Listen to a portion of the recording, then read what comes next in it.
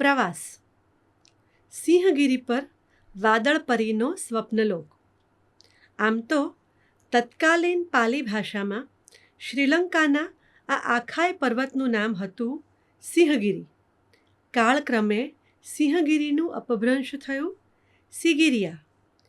એ સિગિરિયાના પરિસરમાં પ્રવેશીને એના બાગ તથા આસપાસના ખંડિયેરો વચ્ચેથી પસાર થતા ગયા તેમ તેમ નજીક આવતી જતી ગૌરવવંતી સિગિરિયાની વિરાટ શિલાનો પ્રભાવ મન પર પ્રસરતો ગયો. એ વાતનો રોમાંચ પણ મન પર છવાયો હતો કે અમે વિશ્વના સૌથી પુરાણા લેન્ડસ્કેપ કરેલા બગીચામાંથી એકમાં ટહેલી રહ્યા છીએ. આ સમગ્ર પરિસરની ફરતે એકની બહાર એક એમ 3 ખાઈઓનો ઘેરો દેખાતો હતો અને એની અંદર એક ઊંચી દિવાલનો ઘેરો આ વિરાટ શિલા પર રચાયેલા રાજભવનોની રક્ષા કરતો હશે એમ ધ્વસ્ત અવશેષો કહેતા હતા. એ સમયમાં આ તમામ ખાઈઓમાં ખૂંખાર મગરો રાખવામાં આવતા. ગાઈડ અહીં ઉડાડવામાં આવેલા હારબંધ ફુવારાઓની રચનાની તથા આખાય પરિસરને આવરી લેતી પાણી પુરવઠાની ઇજનેરીની કરામતની વાતો કરી રહ્યો હતો. ત્યારે મન તો પર્વત ઉપરના મહેલની અગાશીમાં ટહેલવા લાગેલું. પર્વત જેવી શિલાને આંબવા માટે 3 દરવાજા છે. દરવાજા શાના? એ તો પથ્થરો વચ્ચે રસ્તો આપતી શિલાઓની કુદરતે રચેલી કમાનો છે. એમના નામ એમના આકારો પરથી પાડવામાં આવેલા છે. એકનું નામ છે એલિફન્ટ ગેટ અર્થાત હાથી દ્વાર.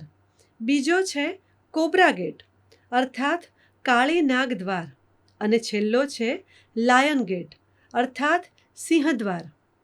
હસ્તી દ્વારમાંથી પ્રવેશીને ઊંચે ચડતા ગયા તેમ તેમ નીચે દેખાતા બાગની રેખાઓ વધુ ને વધુ સુરેખ બનતી ગઈ. આપણા નિશાત અને શાલીમાર બાગ યાદ આવી જાય તેવી આ બાગની રચના છે. ટેકરી પર સારી એવી ઊંચાઈએ પહોંચ્યા ત્યાંથી લોખંડની એક સાવ નાનકડી સર્પાકાર સીડી ચડવાની હતી.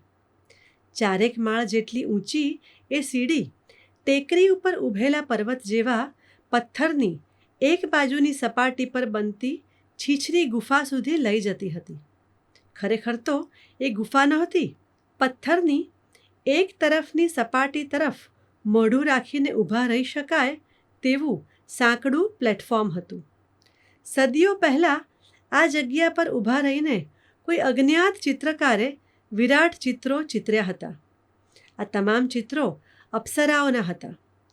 આપણે ત્યાં અજંતામાં જોવા મળે છે લગભગ તે જ પ્રકારના આ ચિત્રોમાંથી આજે તો 5-7 આકૃતિઓ જ સમયના વહેણ સામે ટકી રહેલી દેખાય છે. પણ ઇતિહાસ કહે છે કે રાજા કશ્યપના સમયમાં આ વિશાળ પથ્થરની આખે આખી બહારની સપાટી પર વિરાટ ચિત્રો હતા. વિશ્વની પહેલવહેલી અને મોટામાં મોટી આઉટડોર પિક્ચર ગેલેરી. આભને આંબતી શિલાની આસપાસના વાદળો છવાઈ જાય ત્યારે તેની બાહ્ય સપાટી પર અંકિત અપ્સરાઓ વાદળોમાં તરતી હોય એવા આકાશની બારીએથી વાદળોનો પડદો હટાવીને પૃથ્વીને નિરખતી હોય તેવું લાગતું હશે. ત્યારે સિગિરિયાના પર્વત પર તથા એની ચારે કોર વ્યાપેલા અરણ્યોમાં કેવા અલૌકિક દ્રશ્યો સર્જાતા હશે. ઇતિહાસ કહે છે કે છેક આદિકાળથી અહીંના અપાર્થિવ વાતાવરણથી આકર્ષાઈને હજારો યાત્રાળુઓ અહીં આવતા રહ્યા છે. કશ્યપના સમયમાં ખંડિયેરોની આસપાસ ખોદકામ કરતા પુરાતત્વ વિભાગને મળેલા અવશેષોમાં આ ભીંતચિત્રોની અપ્સરાઓની વિવિધ કદની સેંકડો પ્રતિકૃતિઓ મળી આવી છે, જે સૂચવે છે કે 5મી સદીમાં અહીં સ્મૃતિચિહ્ન તરીકે આવા પૂતળાઓનો વિક્રય થતો હોવો જોઈએ અને અહીં આવતા યાત્રાળુઓ યાત્રાના સ્મરણ રૂપે એ અપ્સરાઓના પૂતળા ખરીદી જતા હોવા જોઈએ. પર્વતની ટોચ સુધી પહોંચવા માટે હજી ઘણી મજલ બાકી હતી, પરંતુ સિંહદ્વાર હવે ઢૂકળું હતું.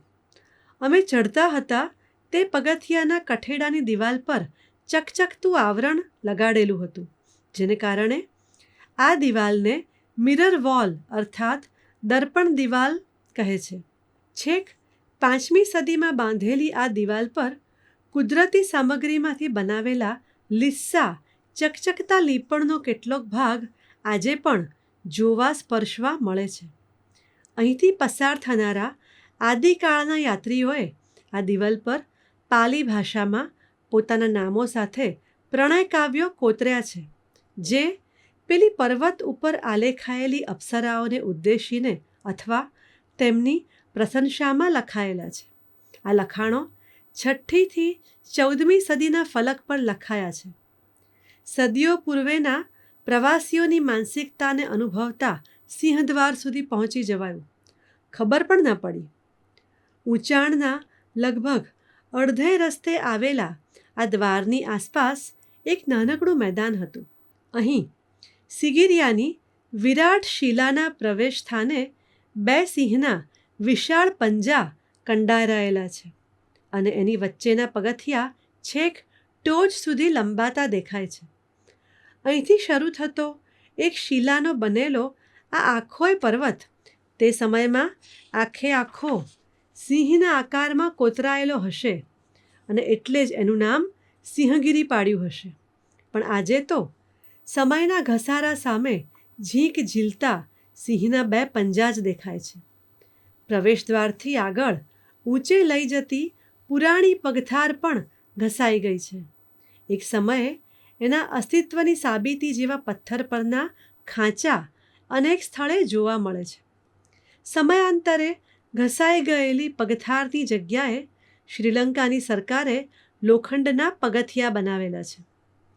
આ છેલ્લું ચઢાણ આકરું હતું, પરંતુ સ્થળનું સૌંદર્ય અને એના વાતાવરણમાં અનુભવાતી કાલાતીત થઈ જવાની સંવેદના કોઈ ચુંબકીય આકર્ષણથી ટોચ તરફ ખેંચી રહી હતી. મનના એકાંતમાં મગ્ન થઈને ઊંચે ને ઊંચે જતા કોઈ સાથી, કોઈ સહયાત્રીની ખેવના પણ મનમાં ન રહી. પર્વતની ટોચ પર લઈ જતા પગલાં જાણે પૃથ્વી પર નહીં, આકાશમાં પડી રહ્યા હતા. મૃત્યુ પછી શું આત્માની ગતિ અને તેનો પંથ પણ આવો જ હશે? શરીરથી પણ પર હોવાની આટલી સઘન છતાંય સભર અનુભૂતિ વાદળપરીના સ્વપ્નલોક સિવાય બીજે ક્યાંય મળત? પર્વતની ટોચ ઉપરના અવશેષો વિસ્મિત કરી દે તેવા હતા. રાજાનો મહેલ અને મહેલની અગાશી પર વળી ઉદ્યાન, ક્યાંક રાજાની શાહી બેઠક તો ક્યાંક વળી રાજા રાણીનો તરણકુંડ, જળ ઉદ્યાન અને અટારીઓ. રાજપરિવારના રંગારંગ માટે એવું તો કંઈક કેટલુંય, પણ 5મી સદીના મનુષ્યના ઇજનેરી કૌશલ્ય પર અહોભાવ તો હવે વિચારતા અનુભવાય છે. ત્યારે એવા કોઈ સ્થૂળ વિચાર માટે મનમાં અવકાશ જ ન હતો. શ્વાસ હજી હેઠે બેઠો ન હતો, પણ એનું કંઈ મહત્વ ન હતું. હાંફતે શ્વાસે પર્વતની ધાર પર ઊભા રહીને નીચે દેખાતા ચારેકોર ફેલાયેલા ગાઢ અરણ્ય પર નજર દોડાવી ત્યાં તો આંખો બંધ કર્યા વગર પણ આખીએ દુનિયા ઓઝલ થઈ ગઈ. મન મૂકીને વહેતા પવનની છાલક લાગી ને વિશ્વભાન ભૂલી ગયેલ મન તથા શરીરને આકાશના ઘોડાપુરમાં વહાવી દેવાની તીવ્ર ઈચ્છા થઈ આવી. લેખિકા ભારતી રાણે